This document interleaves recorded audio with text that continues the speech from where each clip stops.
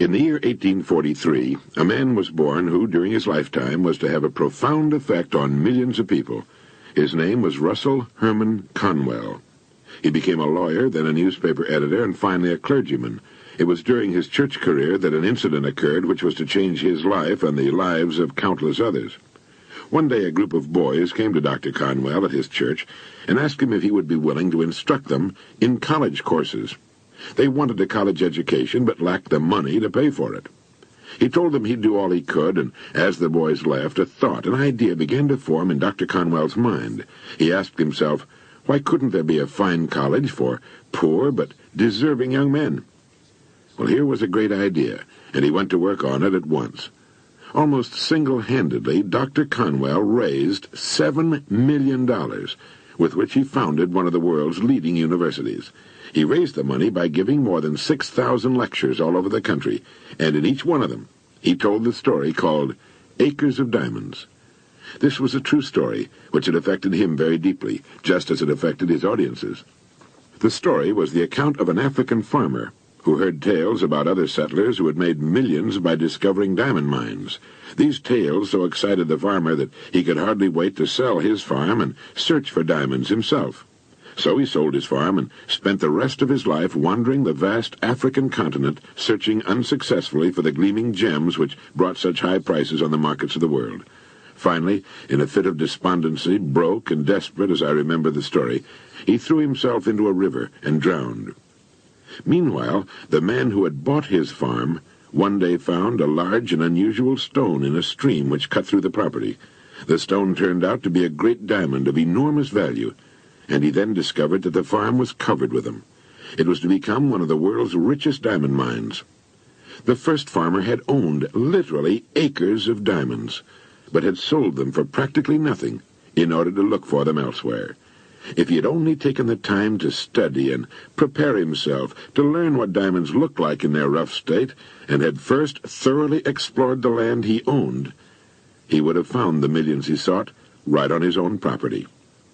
The thing about this story that so profoundly affected Dr. Conwell and subsequently millions of others was the idea that each of us is, at this moment, standing in the middle of his own acres of diamonds. If we will only have the wisdom and patience to intelligently and effectively explore the work in which we're now engaged, we'll usually find that it contains the riches we seek, whether they be financial or intangible, or both. Before we go running off to what we think are greener pastures, let's make sure that our own is not just as green, or perhaps even greener. You see, while we're looking at other pastures, other people are looking at ours. Someone has said, if the other pasture looks greener, maybe it's because it's getting better care. There's nothing more pitiful to my mind than the person who wastes his life running from one thing to another, forever looking for the pot of gold at the end of the rainbow, and never staying with one thing long enough to find it. No matter what your goal may be, perhaps the road to it can be found in the very thing in which you're now engaged. It wasn't until he was completely paralyzed and forced to reach into the resources of his mind that a courageous farmer got the idea of producing exceptionally good meat products on his farm. From this idea, one of the country's largest meat-packing companies was born. His farm contained acres of diamonds, too. He had just never seen them before. An insurance man got the idea of going back to all the people in his files and really working with them, serving them the way he felt they should be served. That year, he wrote an additional $700,000 of insurance and joined the $1 Million Round Table.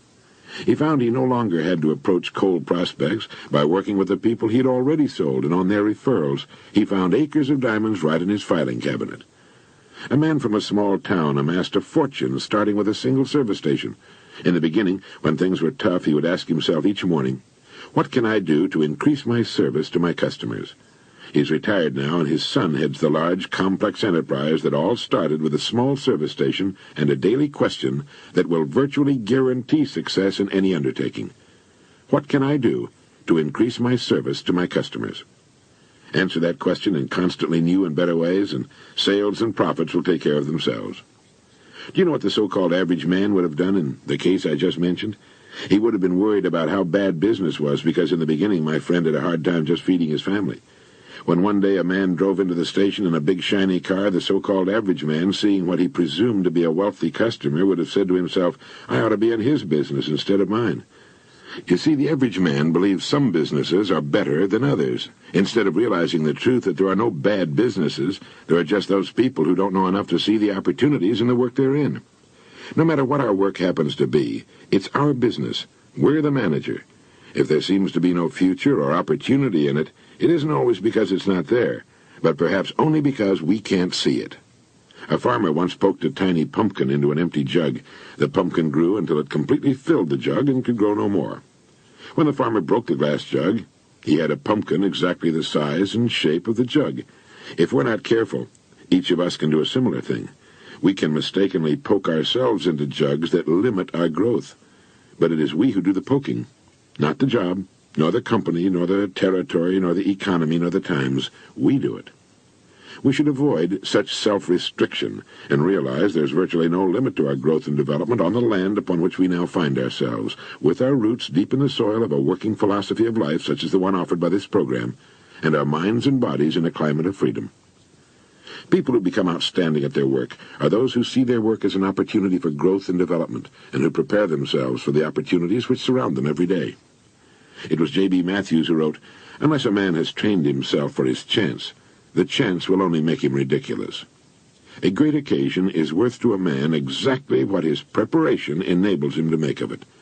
Preparation is the key. This means becoming so good, so competent at what we're now doing, we'll actually force the opportunities we seek to come our way. It takes imagination, creative imagination, to know that diamonds don't look like diamonds in their rough state, nor does a pile of iron ore look like iron or steel.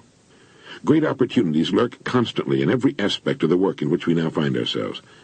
In order to begin prospecting your acres of diamonds, start to develop a faculty called intelligent objectivity, the ability to stand off and look at your job as a stranger might, a stranger who considers your pasture greener than his own. To do this, start at the beginning.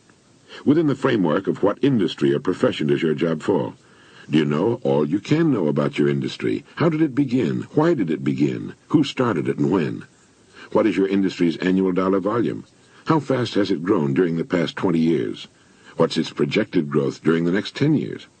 Did you know that many industries will double in size during the next 8 years? This takes only about a 10% gain per year. In short, start now to become a student of your industry. You'll be amazed at the results.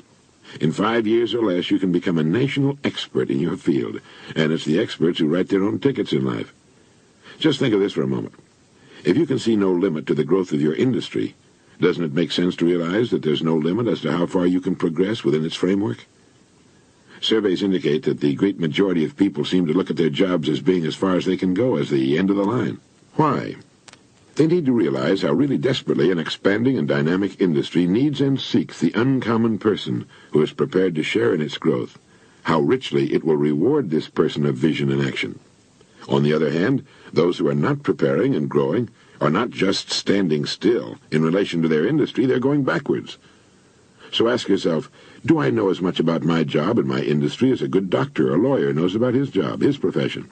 You should, you know. This is the attitude of the person who wants to become a professional at what he does for a living. It's far more fun, many times more rewarding and interesting, and the real pro can ride out occasional storms in the economic seas in a safe boat built of research and preparation. In order to become a professional in a world of amateurs, we need to study 3 important subjects. 1, our company and the industry in which it operates. 2, our job and perhaps the next step upward in our career. And 3, we need to study people, since successfully serving and getting along with people will determine our success or failure. These are 3 subjects on which you can gradually build a fine home library. Your bookstore clerk will help you find the right books if you'll tell him what you want to know. Frequently, all you need in order to make an enormous improvement is simply a reminder of things you've known but have forgotten. Perhaps this study and research on your job, your industry, and ways of increasing your service to others sounds like a big job. It is, but it's fascinating. And in the long run, it pays tremendous dividends, builds complete security, and it can be accomplished in an hour a day, devoted to reading and making permanent notes. Studying, 1 book or 1 article at a time, an hour each day, will lead to your becoming an expert at your particular job and industry in 5 years or less. The hours add up 1 at a time like the great stones of a pyramid, building a strong and permanent foundation which raises you a layer at a time toward the goal you seek. Each morning, as you get ready for work, ask yourself this question: How can I increase my service today? Then, during the hour a day you set aside for study and research, make notes and think about your industry, about your job and company, and about people. You'll gradually begin to get better and better ideas for improving your service. Remember these words. No man can become rich without enriching others. Anyone who adds to prosperity must prosper in turn. Think of ways and means by which you can increase your contribution to your company, your industry, and those whom you serve. You'll begin to notice a wonderful change in your world. For, as ye sow, so shall ye reap. This applies just as much to the wife and the children as it does to the breadwinner. The minute you adopt this attitude, you've joined the top 5% of the people of the world. You've virtually removed all competition. You're creating rather than competing. You're affecting life rather than just being affected by it. You are becoming a creator and a giver to life instead of just a receiver. By taking this attitude toward your work, your company, and industry, you're automatically taking care of two vital parts of successful living. First, you'll find yourself becoming more interested and enthusiastic about your work and its future, and both interest and enthusiasm are contagious. And second, you're building financial security, which will last a lifetime. So keep this thought in mind as often as you can, on and off the job. Somewhere in your present work there lurks an opportunity which will bring you everything you could possibly want for yourself and your family.